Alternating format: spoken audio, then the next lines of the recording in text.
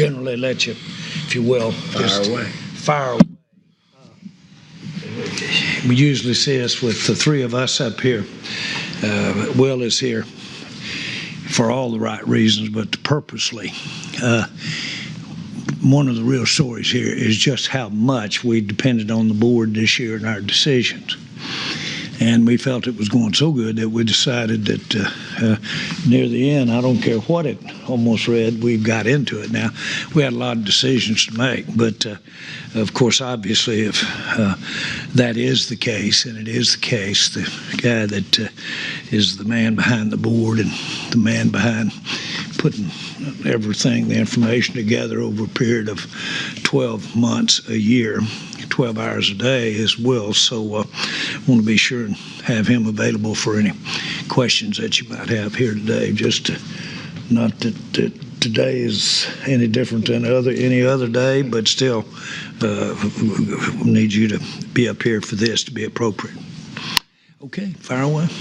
Yeah. Mike, you just kick it off. I know Jerry, yesterday, last night was talking about how with all these defensive picks, a message wasn't being sent. But as a coach, you love competition. You got 8 new defensive players. You signed 5 in free agency. What message, what do you see in the competition and the intensity of competition on that side of the ball with what you've done here?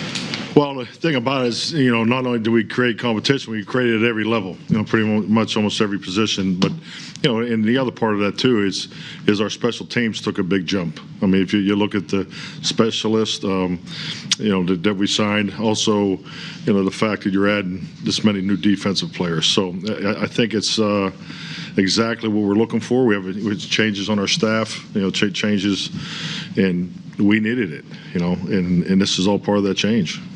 Will, what was the process like to get to know what the new defensive philosophy would fit to the players compared to what you had to deal with last year with the change? Was there a big difference in body types or position specific?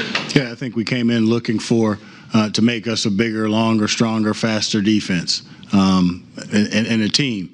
And so when we looked at the process and looked at all the prospects, we're looking at how they play, the techniques and all those things, and seeing how they tie in to what the coaches wanted and what we were looking for positionally and how we wanted to do things. So that was a big part of it, but spending time with the coaches. Part of our process, the best part of it is being inclusive, not only just the scouts, but ownership, the coaches. We all get in there and do this together and figure out what we want to do. So I think that was the best part of it, and the unique part of it, of what we do, is how we get together and we collaborate on it all. Did you have to adjust after Dan was hired? I mean, did it kind of take a course correction after he came in? At the end of the day, we're looking for good football players. So, we're just deciding which good football players we want on our roster. Well, you guys signed 3 defensive linemen in unrestricted free agency, and you drafted 3 defensive linemen in these past 3 days. All 6 of them have 34-inch arms or more. Why is that length so relevant at that position? Well, football is a game of angles and leverage. If I got more length and I can play lower and stronger and longer, I have an opportunity and I have an advantage. Jerry and Stephen, can y'all address Ball and his situation in Florida State and how much y'all researched that and investigated that? Who's that? Ball. Oh, absolutely. I mean, we went in depth. And, these are young men, and not everybody's perfect. And one of the biggest criteria we look at when we look at a young man is how he responds to adversity and, how he moves forward. And, we felt comfortable with him and, felt like he was going to do a great job for us going forward. What did you need to hear from him that this was something that would not happen again? I just think, having a long visit with him. At the end of the day, you look at it, you see how it works, you see what happened, and certainly, as we all know, when you're 18, 19, 20, 21 years old, these guys can be immature when they're learning the ropes, if you will, and we just felt comfortable that this guy's maturing and he's going to do a great job for us. How hard was it to get to know him, considering the restrictions you're under with COVID and the Zoom calls? Did you actually see him face to face, or was that like a Zoom call? No, it was a Zoom call, and our scouts had a lot of not only communication with him, but communication with his teammates, communication with his coaching staff, with the support staff, and really felt like he was a guy who was a team player who understood. And he understood that you make mistakes, and you have to learn from those mistakes, and you have to say, hey, this ain't going to happen again. And, we all understand that, and we've got to get comfortable that that's going to be the case.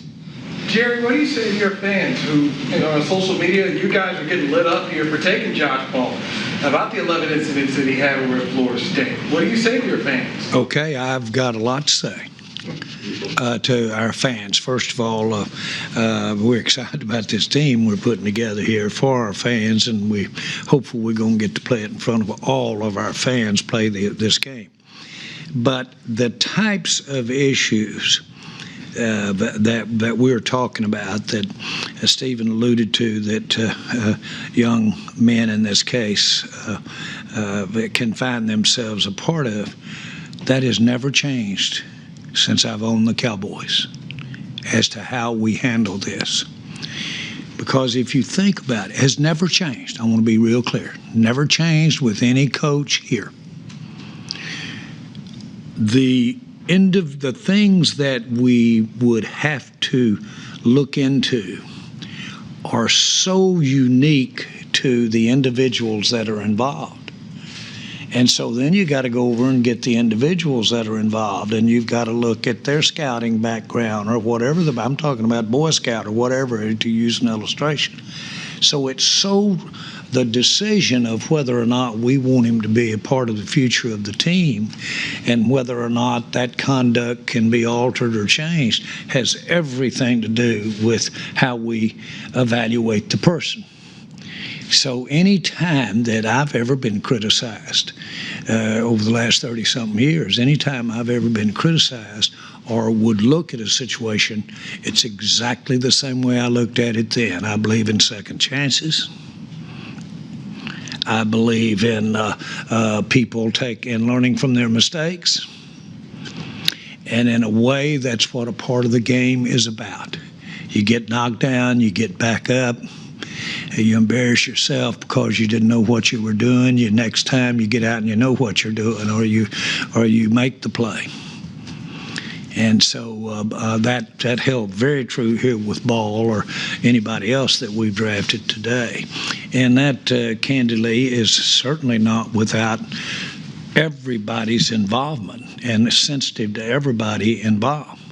But at the end of the day, if that individual has a real good opportunity or some other redeeming things that he's done in his life, and there may be a bunch of them there, then I offset, I always have.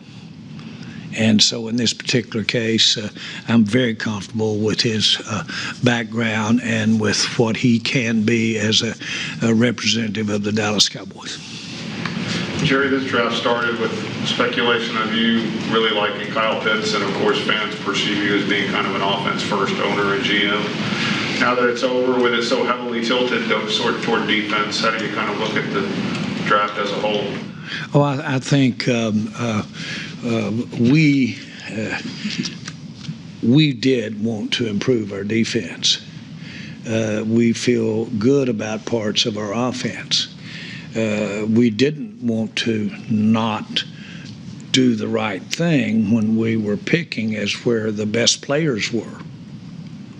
And so all of that was alive and well. But as it turns out, we felt it did happen for us. I think the better way to make my answer here is the fact that these were all defensive players didn't bother me. I didn't feel compelled to have to throw some offensive players in there to keep people thinking I was biased toward defense.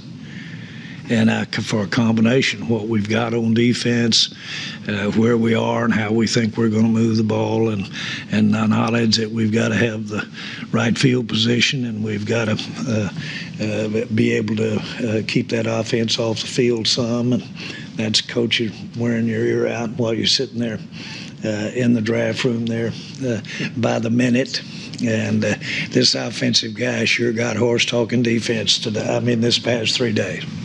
Will, what did you like about Jabril Cox, and were you surprised at all you guys were able to get him in the 4th round?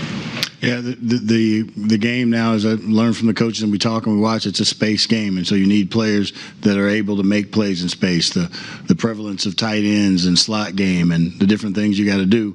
Players that can accomplish that, or guys that can play in space, that can run, that have length. They were attractive to us, and he stuck out. He stood out to us because of his abilities, what he showed at North Dakota State and at LSU.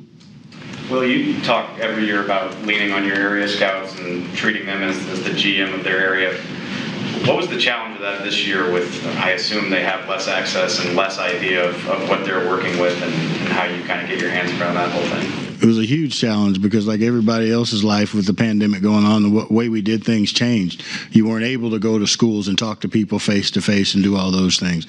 But the area scouts were very important, number one, because they've been in those areas for an extended amount of time. So they have these resources, they have the people that they go to that you lean on for the information on players. They have the historical perspective of the player. They can tell you who they were when they were freshmen and going forward and how they've progressed.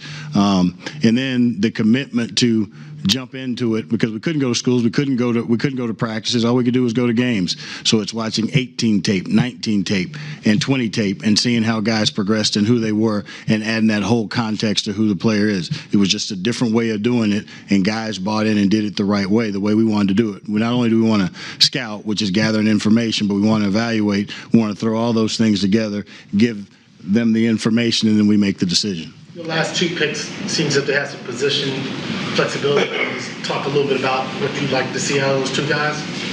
We want to see good football players to help our team win games, and the more versatility to have, the more flexibility you have in your roster, and that's the key. You got the 53 players on the roster at the end of it, and 16, and so you're trying to find the best players that can do the most things to help your team be successful. Coach McCarthy always says everybody's got to do 2 things, and so when you think about that in this game, it's special teams, it's maybe one position or the other, but you look for flexible athletes that can do different things. Stephen and Mike, do you believe it's possible to remake one side of the ball in an off season? And if so, how far or how deep into that process have you gotten over these last 2-3 months? I'll start and I'll let Mike finish. Okay. You can go first. No, go ahead. No, I think you don't make it in one season. I will say this is a little bit of an aberration, I think, last year. I think at the end of the day, we got some really good football players that we started with before free agency, before the draft, as a foundation. So I don't necessarily know that you got to totally remake it in one off season. I think that's as I said, really good football players as a foundation to start with. And then, you never know what's going to happen in the draft. It's a thought process that we have, that you go in and you sign 5 unrestricted free agents just in case the draft doesn't come your way. And if you'll look at it, you'll see some of those guys, quite a few of those guys, are 1-year deals. What we did here today, yesterday, the day before, 3 days of drafting, is get guys that are going to be here for 4 or 5 years. So they're going to complement what we did in free agency. And so I don't think you fix it overnight, but at the same time, I don't know that we needed to fix it overnight. Yeah, I agree with everything Steven said as far as, the first part is that the development of your roster, the financial component and how, the opportunity to draft 11 players. I mean, that's unique, and it was great to be able to just stay the course and, get all 11 of those players drafted, because, obviously you have opportunities to, take future picks and things like that. But, as far as redoing one side of the ball, talent acquisition, acquiring talent's really the first step. It's the beginning. The competition and pulling it all together, that's the fun part. That's the development of your football team, and how the numbers shake out when we get to the 53. The most important thing is that group is playing together, and that talent comes together, and we'll be a better defense, because of that, and we'll be a much better football team where our offense can play to our defense. We didn't play very good complementary football last year. We were out of balance even before Dak was injured. So, we got to learn from our past experiences and make sure we're better for it moving forward. Mike, you guys signed Dr. Poe last year, and listening to the phone call today, you seem pretty excited about Quentin Bohannon. How important is that role to you, that space-eating defensive tackle? That's something you're looking for. Yeah, definitely. I think you have to have an anchor. I mean, everybody has a philosophy of how many you have on your team, and Will's already touched on it. It's a space game, and it's a little more wide open. But you got to recognize your run defense. It's when you have a defensive line, a four-man front, a general observation is if you in normal down distance, you want to have three jets and a plug. You got to have a guy that demands two people to block him. So ideally, how you get that done is that a big quick three technique or something. So to have that anchor in there is definitely something that is needed. And I thought that was a great pick, especially at that time. Stephen, you didn't get a safety, but you got 2 6'4" corners. Any of those got position flex for safety, or they just Dan Quinn corners like a big long guy?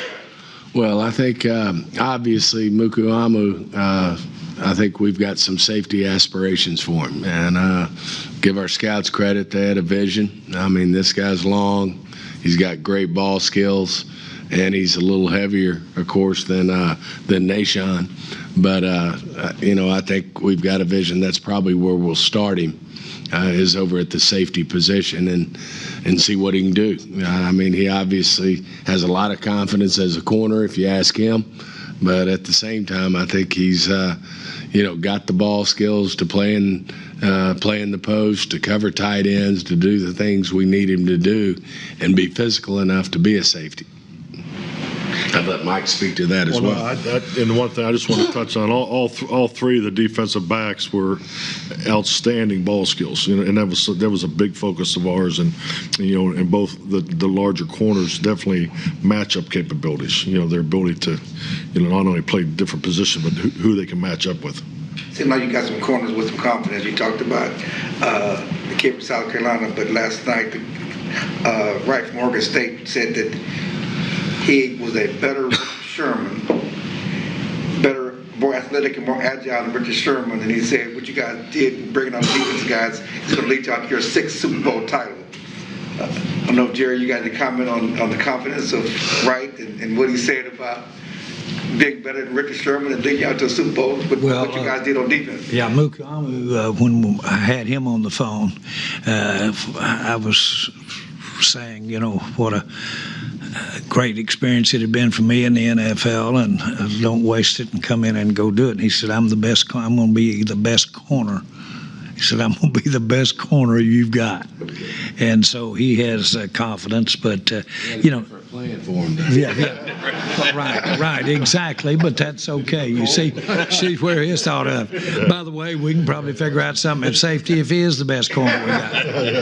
But if that should happen. But the bottom line is that I was reminded, and we were talking about building a defense. I was reminded when we had the draft, and we drafted Spears, and we had drafted Ware. We got Canty, and we got Ratliff. Yeah. And then we got a Bennett, a middle linebacker in the back, or an inside linebacker in the back. Yep. And, boy, if you think that didn't improve defense overnight, that can make a difference. And so now that's inordinate. And don't give me that old I knew George Washington, and George Washington, that's type of stuff. But the point is that I do think that this draft, and with the personnel and the speed, I figured it up. I think our draft class averaged 6'3" and 7'8" or a basketball team. It was it's that long. And obviously, we've got some guys on here that are going to get on the field, but they're going to have to compete against some other guys out there that are going to be emboldened. It's going to be fun. It's going to be a young group with some veteran group, and a lot of promise. And when I look at the numbers of picks, that's what I feel and see. I see a bunch of fresh energy going in with some guys that have got a lot to prove with our veteran players. And we've got quite a few younger players within the veteran player group. So this is a healthy time for the Dallas Cowboys to inject these numbers of players, in my mind, if they can be the players we'd like to hope they'd be. Along those lines, just remember, when developing a draft class, now that the class is complete, in your view, how important is the locker room already in place? The locker room that these young players will be joining, there are 8 defenders. How important is the defensive side of the locker room to bring these guys along and help show them the way and not lead them astray? I mean, it's crucial. I mean, no doubt about it. Every locker room, what I tell the football team is it's the most important room in the building. No, there might be some other people that disagree with that, but I clearly feel that way, and I've always felt that way because, I mean, that's where it starts, and that's where those relationships start, and that's the difference between winning and losing in this league is the connection of the players and the development of leadership. Every player has a responsibility to perform in whatever category of leadership that he is comfortable in. He is part of the leadership of the football team. So, that's something that we obviously need to work on. I spoke on this the other day.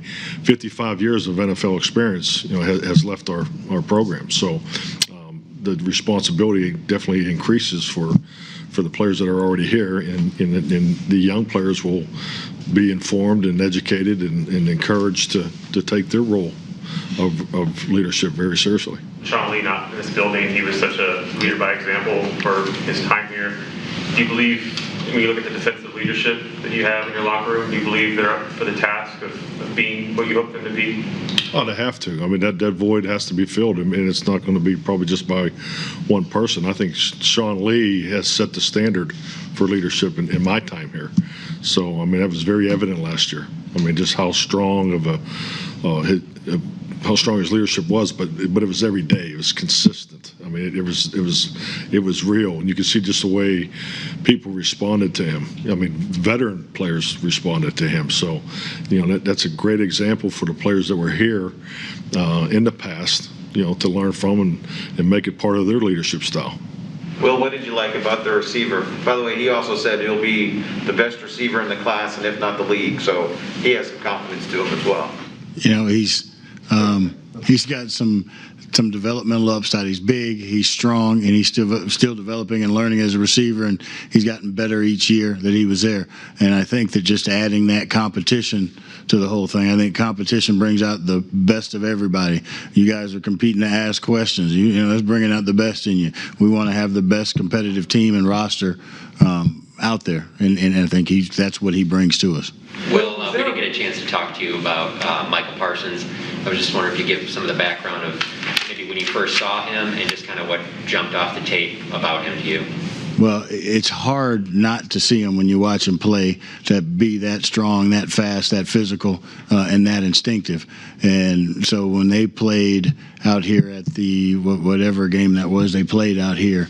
It was the Cotton Bowl, I'm sorry, and you see him out here and you say, oh, that's something, because you don't see guys that big, that fast, and that athletic. And then getting to know him and his intensity level and his desire to be great, and that was the thing that stood out the most when we got to talk to him. You can see what he does on the field, but then when you get to find out more about the young man and what he can bring to you, I think that was the most attractive thing.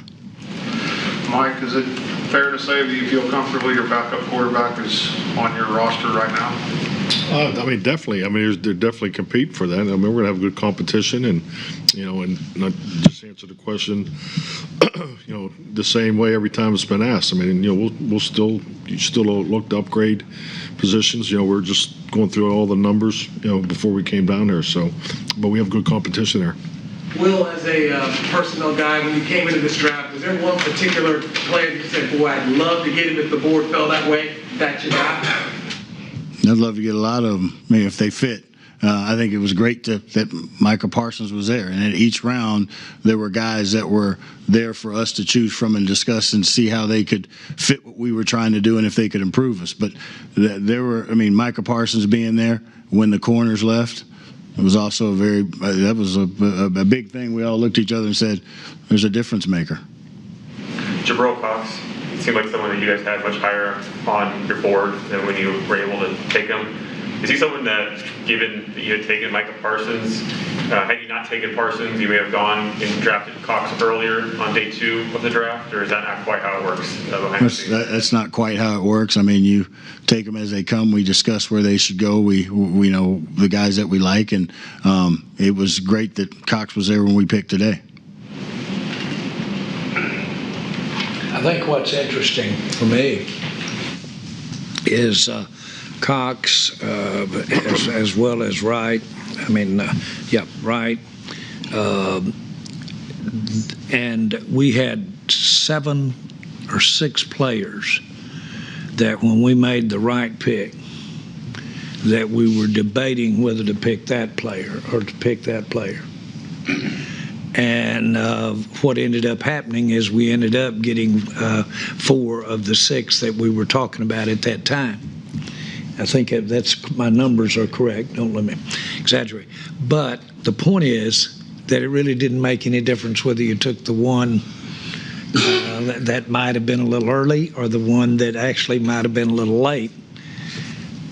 You sit there and look at how we got the 4 players that we wanted at that particular time. If we could have had all the picks and average that out, and you've got your value that you're sitting there talking about. But so it was real interesting as to whether or not Joseph, for instance, I said right, I mean Joseph. And no, I'm talking about Wright. I'm sorry, but Wright. But it was real interesting. I saw where Willie is a little high. Okay, well, you're going down the road. Cox is a little low. We got it. It averages out when you're sitting there staying with your board. And again, that's why we wanted to approach this with you guys tonight, is say that way. I think that's the story of the draft. Well, kind of to Jerry's point, was there any more unpredictability with this draft that you sense in terms of guys maybe being there you didn't expect, just because we talked about the lack of information and the challenges in the evaluation process? It was a lack of information. It was everybody's building their own board. The places that you got your information from kind of set the stage. I mean, typically scouts and organizations, they're all on the road together. There's kind of a pack mentality. Here it's who did the work, how you did the work, and how you valued the players and valued the players for your team. When you put together a board, you put it together for your team, not everybody else's team. And so we were more concentrated on that because of our approach that we had to take, because we weren't out on the road. We spent a lot more time watching tape. We spent a lot more time talking to each other about guys throughout the process. Typically when you're on the road, I don't hear from you but from once a week. When you're in-house, we talk about things every day. So it's avoided a group think in some respects on the road with In my opinion, yes. I think there's a part of it. It's, when you're traveling a pack and everybody sees it, hey, you guys are here all the time. You hear the same things. You might think a little bit alike. But now when you're separate, you formulate your own opinions and decide for yourself. And that's what we were able to do more, was put our inferences on without the outside influences to what you may hear or may not. We decided by what we saw. We didn't let anything outside of that influence us. So to what Jerry was saying earlier too, when you have more of a group think, you can say, okay, we need to take this guy here because he's less likely to be here 6 picks later. You didn't really have that conversation this time because everyone built their boards differently and you weren't. Yes, and we were confident in the guys that we put in the value that we put on players, and that's why you follow the board and you get the players that you like at the value that you can get them at. You guys certainly spend a lot of time with defensive players in the draft. Will you focus on offensive players in undrafted free agency? I see you've maybe added like 3 or 4 receivers already, Basher from Tech, or at least plan to add Eagles, the kid from Iowa. I think when you build your roster, you look at what you got in the draft, and then what other holes do you have to fill, and how do you fill them? So that's why the free agency approach worked that way. But our board wasn't just defensive players; it was offensive and defensive players. And then when it came down time to make a decision, we talked about them all, and then Jerry made the decision. This is a guy that we want to fit for what we're trying to build. Mike, is Ball a left tackle in your eyes, or is he a guy that is a right tackle that could play some left if needed? I feel he has left tackle traits. I mean, that's where he'll start. That was clearly was why he was so attractive to us, particularly at that point. So he's going to start left tackle. Hopefully he can be a swing tackle because, once again, when you get to the 53, it's now the next challenge is how does the player get up on the 48? So if the swing tackle is obviously very important in the 8 offensive linemen that you keep up on game day.